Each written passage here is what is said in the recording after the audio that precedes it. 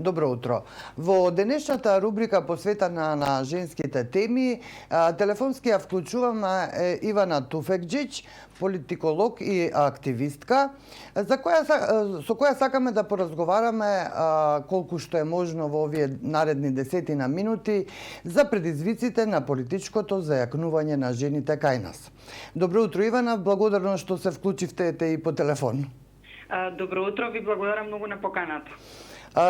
Кажав, политичкото зајакнување на жените на одлучувачки функции всушност што се во политиката е на широка и повеќе слојна тема, но еве на почетокот се ближат локалните избори, о квотата 50-50 која што беше, да речеме, предложена нели во тие отворени во моделот на отворени листи, веројатно нема да се реализира барем за овие локални избори. Според вас, што ќе овозможеше таа отворена листа? Значи, квотата од 40% на жени, односно жени на секоја трета позиција на предложените партиски листи, важат само за затворените партиски листи, односно во моделот каков што е сега и во секој модел кој што би бил со затворени листи. За локалните избори веќе зборува една група пратеници за отворени листи. Колку и јас да ги поддржувам поборниците за промена на изборниот модел, кој што де факто мора да се промени, тоа е факт, бидејќи покажа сериозен број на недостатоци, мислам дека ќе мора да го отвориме прашањето околу женската репрезентативност и што тоа ќе значи за учеството на жените во сите форми на политиката, значи и на локално, меѓутоа и на национално ниво. Доколку дојде до таква промена, колку што знам, Министерството за правда има работна група која што работи на измени на изборниот законник. Се надевам дека ќе ги повика и женските активисти кога ќе стигне до тој дел на разговарање.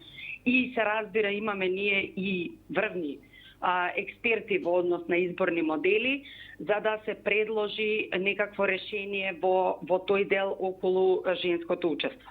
Ние сме една од земјите, морам да кажам, која што има релативно висока квота од 40%. Јас гледав споредбено, другите земји во регионот се горе-долу околу 30% учество. Загарантирано спорувам на партиските листи. Ние тоа не смееме да го испуштиме, меѓутоа се разбира дека не смееме ниту да се опуштиме и треба да се стремиме кон 50%. Тоа беше идеја и во минатиот состав, гледам дека се провлекува и во овој парламентарен состав за измена на изборниот законник. Меѓутоа многу е важно да се потенцира дека пред се мора да се менува менталитетот и на самите политички партии. Да, за тоа ќе зборуваме. Еве, ваше предвидување, дали ќе има на после следните локални избори ќе има повеќе градоначалнички, да речеме, отколку што сега има? Не верувам, за жал, затоа што партиите веќе верувам дека се спроведуваат рейтинзи на кандидати. И не знам дали ставаат жени на прашалниците околу рейтинзите. Дополнително мора да се има предвид дека една кампања е многу скапа. Точно дека од буџетот за политичките партии се издвојуваат сериозни суми на пари. Меѓутоа, сепак мора да имаме предвид дека жените се помалку влегуваат во политички води, не само поради тоа што не чувствуваат дека е дојдено времето, туку и поради финансискиот аспект. Да, ова е интересно што го поврзувате. Финансискиот аспект со тоа дали некоја жена ќе влезе во кампања или ќе биде на некоја листа за градоначалничка или слично. Јас ова го зборувам затоа што сум зборувала со брилијантни жени кои што можат да бидат градоначалнички, премиерки и така натаму.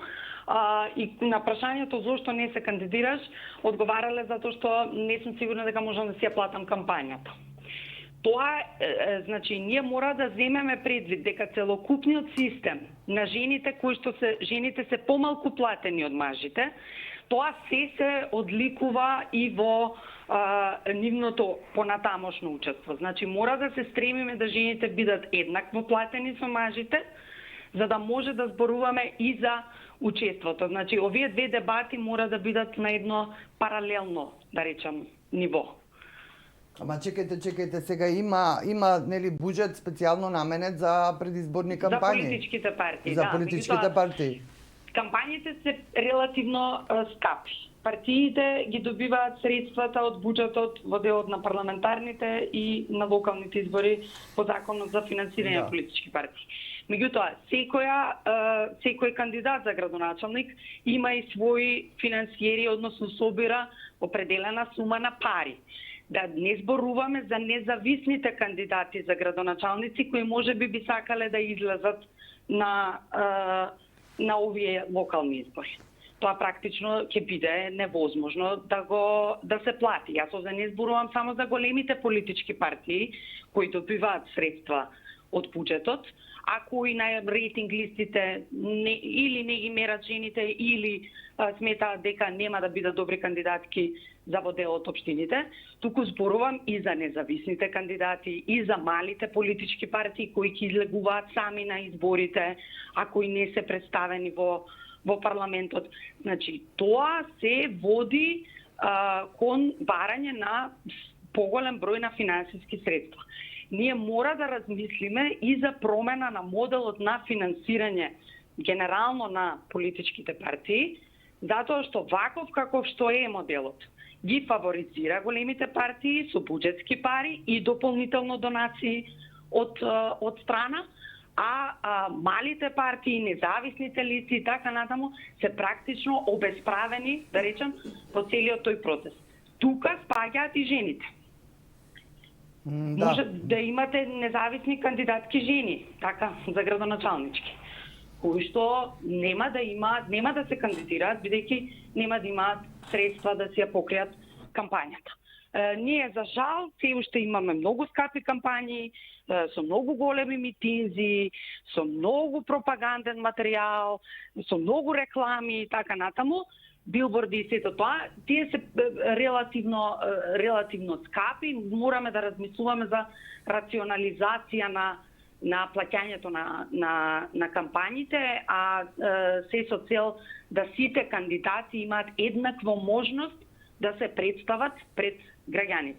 Така ќе охрабриме и повеќе жени да влегуваат во трка и кога знаат дека имаат еднаков старт да се представат пред граѓаните.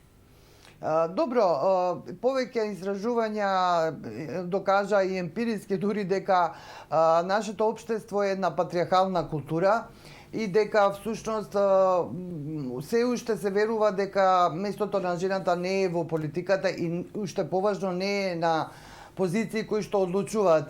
Така што некои и научници и научнички говорат за тоа дека во политиката се уште жените служат како украс, односно како да ја пополнат таа квота.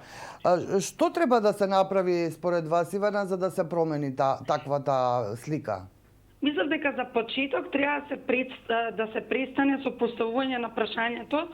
Сигурно сте го виделе во многу истражувања, има едно прашање. Дали би гласале за жена, градоначалник или премиер? Да. Јас никогаш не сум прочитала прашање дали би гласале за маж. Исто се поставува прашање. Дали Македонија е подготвена да има жена премиер? Зошто никој не поставува прашање дали Македонија е подготвена да има маж премиер? Има, мислам, веќе 30 години, ама самите прашања доведуваат до тоа дека жените се втор ред и дека некој треба да се подготви специјално за да жена превземе висока функција. Последен пат ние сме имале жена спикер на парламентот во минатиот систем во Југославија, Ката Лахтова. Жена председател сме немале, жена премиер сме немале, жена и градоначалнички имаме, меѓутоа ова се е борба. А борбата почнува и со промена на самото тоа деградирање на тоа дали сте подготвени да жена ве води. Погледнете ги на крајот од денот и ако веќе така се сака дебатата, тогаш може да се погледнат земите кои се водени од жени. Германија, Нов Зеланд, така натаму. Значи, имаме различен еден, се разбира, различен политички систем и така натаму.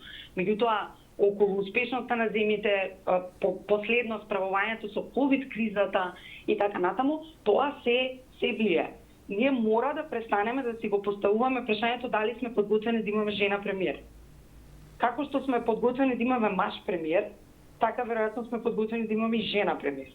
Важно е името, важни се идеите, важно е зашто тој се залага и важно е, односно таа, и важно е што ќе представува. Да. А не дали е маж или жена. Да. Сашо? Ивана, Сашо Ордановски овдека со внимание го слушам разговорот.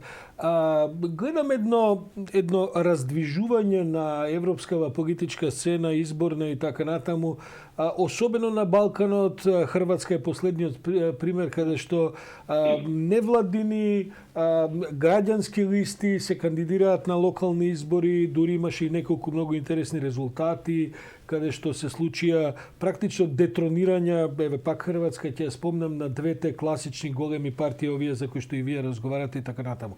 Колку се овие идеи што ги разговарате со колешката Бубевска присутни во граѓанскиот сектор? Ќе видиме ли ние независни граѓански листи на кои што жени ќе има повеќе од мажи? Здраво, Сашо, сигурна сум дека ќе има обид таков од разни страни. Сега гледам дека и помалите политички партии, како зелените, либералите и така натаму ќе одат сами. Меѓутоа, едно такво раздвижување во граѓанскиот сектор не сум сигурна дека има. Зборуваме кај нас дали има, нели? Да, зборуваме за кај нас. Тоа што се случи во Хрватска е еден многу убав пример, кој што можеби треба да се следи за малку и големите партии да излезат од зоната на комфорт. Меѓутоа, не знам дали во овој момент може да зборуваме за една таква подготвеност на нашата сцена. Сепак, октомври е далеку, може се што да се случи. Сигурно ќе има некои независни листи од страна на екоактивисти. Екоактивистите кај нас се прилично гласни, добро организирани, што им дава една предност да влезат и да ги променуваат работите внатре во советите. Локалните избори се многу важни од тој аспект.